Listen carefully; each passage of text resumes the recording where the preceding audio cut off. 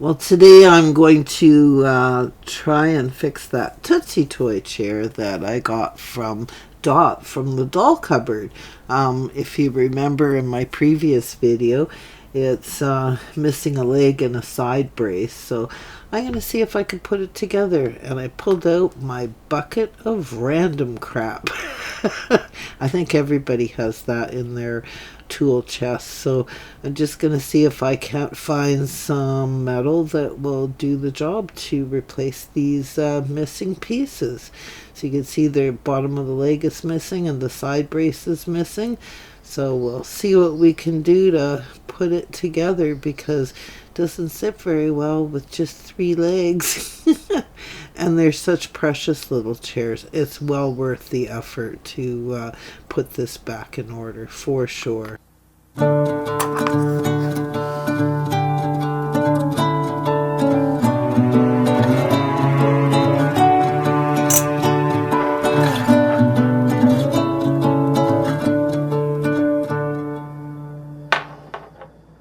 Well, I looked well through the box of random stuff that I had in my husband's tool chest, and actually I came up with a little piece of copper which I cut using a jeweler's saw, and that's what I'm going to use to mend this little chair. I just needed a piece of metal just the right size. So fixing these Tootsietoy die-cast items is a little difficult, and the reason being is the kind of pot metal that they used, you cannot solder it, and there's no way to weld it, so the only thing that you can really do is glue it back together. But anybody that has done anything with pot metal will know that gluing pot metal to another piece of metal just is not an easy task. So I found a method that works. It's not perfect, but it does work and it will last for years. So I'm going to be using crazy glue and cotton balls. So basically what you do is you glue the piece on, and then you take a cotton ball and you wrap it around the glued joint, and you just absolutely saturate it. I mean, saturate it with super glue, and you've got to let it sit and harden up for a full 24 hours. Because believe it or not, when you use this much super glue and cotton ball, it actually takes a long time. I mean, a long time for it to dry right through to the middle. And I've tried doing it using some kind of tool, but it's never successful, so I always end up with crazy glue all over my fingers. You can see my thumb there. It's yeah, and there's nothing worse than having crazy glue on your fingers, and really the only thing you can do to get it off is grab out sandpaper and sand your fingertips after you're finished doing this job. So so I'm just making sure that as I go, I'm absolutely saturating it with this super glue. So every time I go around in a circle with the cotton ball, yeah, you can see it's not easy. So it's a very fiddly job, but I tell you, it works really good. It works just excellent. And after it's set, well, then you have to go through the task of putting on a mask and sanding all the excess off.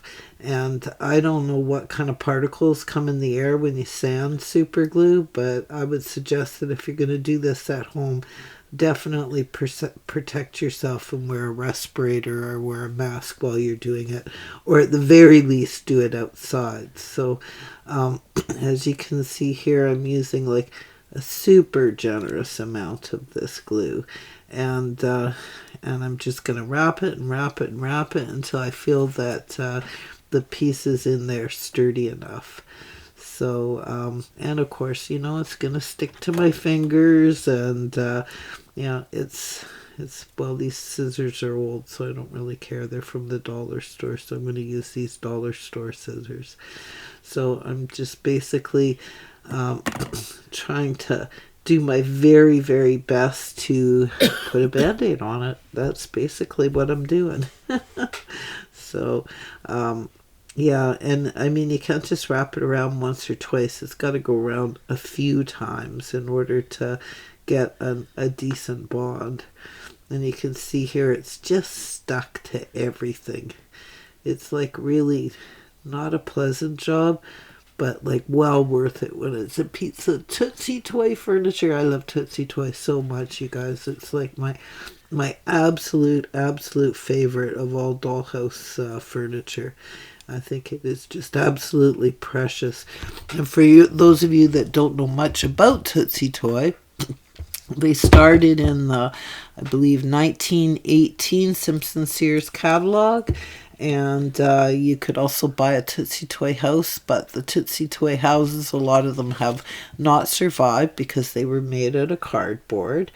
But these little sets were like 49 cents when they were sold originally, and they sold them for about 20 years in the Sears catalog. So they're quite vintage, well, antique, I guess now, and they're in 1/24 scale, which I think is absolutely just divine for what I do. I don't really do much in any other scale besides 1/24 scale or half scale, although I do have my Trang house as well as my GB house that's 1/16 scale.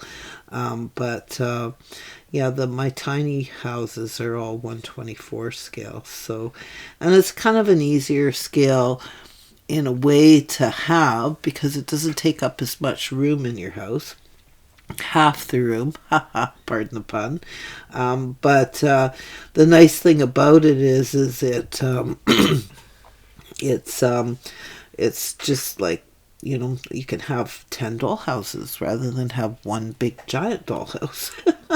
So, and lots of antique houses, of course, are made in 1/24 scale. So the bad thing about doing 1/24 scale is the furniture and the accessories are sometimes a little hard to come by. You know, the dollhouse world is really geared to the 1/12 scale. So that makes it a little bit more difficult to collect.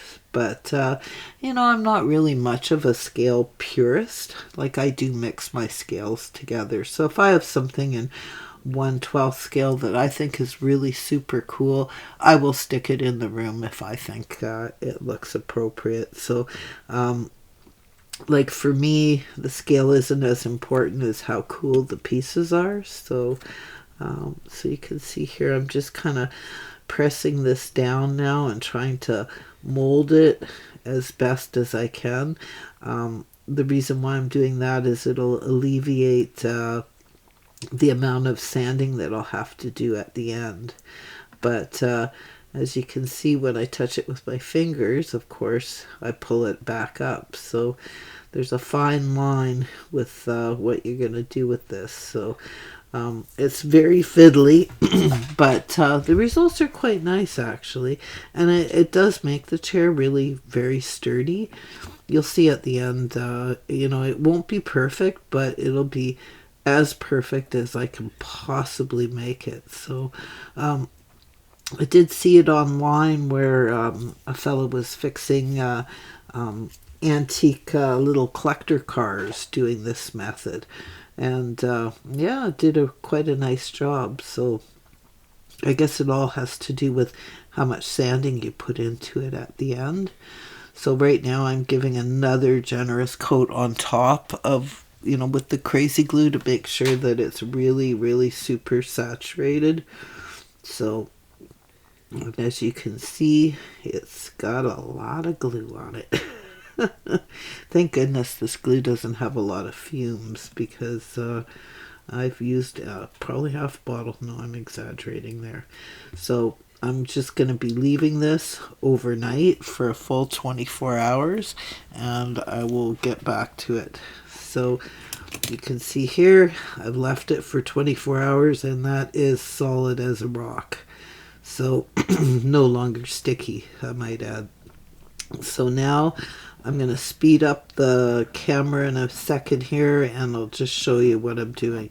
So I've got a little metal file and I'm just going to file off all of the excess. So, and again, when you're filing this crazy glue stuff, you should be wearing a respirator or a mask, or at the very least doing this outside. I'm doing a voiceover, so I'm actually recording my voice after I've already finished this project.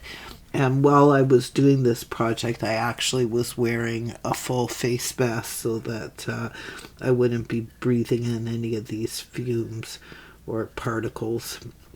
So it's almost like filing metal. I mean, it really does become completely rock hard.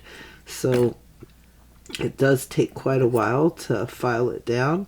And you can see I've got a couple areas where it isn't quite stuck down, so I'm using the scissors to trim that off. Now it won't be anywhere near as thick as that when I'm done with it, but you'll see it takes quite a bit of work to kind of whittle it down and make it look smooth enough to be able to paint it. So yeah, and you have to have a fairly good metal file in order to do this. Like, you wouldn't be able to do this with a piece of sandpaper. You really do need to use a metal file. So you just have to kind of take your time and just go over it and keep on filing until you get the shape that you're looking for. So you can see the inside of that chair leg is already starting to look a lot better than what it did. So so it's again, it probably took just this one little piece. It probably took me the better part of 3/4 of an hour to file this all down. So I'm not showing you the entire process. I'm just kind of giving you the idea of what it is that I'm trying to accomplish. So yeah, it takes a while. But again, these pieces are hard to come by. I mean, I don't see them around very often, so it's always nice to be able to have access to pieces of this Tootsietoy. I think it's amazing. And Dot, I think you're amazing for sending me this piece. I just love it. And when it's all done, I love it even more. And it's even more special because it came from you. So yeah, and you can see, look how fast I am. Wow. No, seriously, you don't want to sit and watch me file for 45 minutes. That would not be an exciting video. So now I've cut another piece of copper, which I'm going to use for the missing sidebar on the bottom of the chair. And once again, I'm going to be wrapping it and gluing it with crazy glue. So I've got the crazy glue on the joint, and then I'm just going to be wrapping it around as best as I can and sealing this little area off. And then again, I'm going to have to wait another 24 hours before I sand this piece. So I'm doing it in a 2-step process because I want to make sure that it's done right. So and again, I'm adding more crazy glue and more crazy glue and wrapping it up. So of course there's 2 points on this piece that I have to wrap. So I've got a little sewing needle here that's helping me do it. I wished I would have found that sewing needle when I was doing the first piece. It would have been a little bit easier on my fingers because I think I ended up sanding half of my fingerprints off. I had so much crazy glue last night. So maybe I could go rob banks and they wouldn't be able to fingerprint me. I'm just joking. So you can see here I'm just kind of manipulating the cotton swab. Okay, so it's now day 3 and it's all dry, and I have to sand it all. So So I've just got a little bit more finish sanding to do, just to kind of get rid of especially in the corners, the excess. And after I'm finished sanding it, I take out this black satin automotive paint and I give it a quick spray. And that just is, I'm using that in place of undercoat. So it's perfect, a flat paint surface to use as the base. And then I went ahead and pulled out the burnt umber paint, which is kind of close to the brown paint that this chair would have originally came in. And I've just given it a light coat of burnt umber paint. And after it completely dries, I'm going to give it a shot of high gloss on top of it. So as you can see, the chair is now perfectly usable. Looks like brand new. It is not perfect, but I love it. If you enjoyed today's video and would like to help support my channel, you can do so by buying me a coffee. Just go to www.buymeacoffee.com/Lisa I'd like to thank everyone that has helped support my channel by buying me a coffee. It's appreciated more than you know. A very big thank you to Dot from the Doll Cupboard for sending this lovely little Tootsietoy chair for me to repair. I love it and I will treasure it always. It's just so cute. I just love Tootsietoy. They're so stinking cute.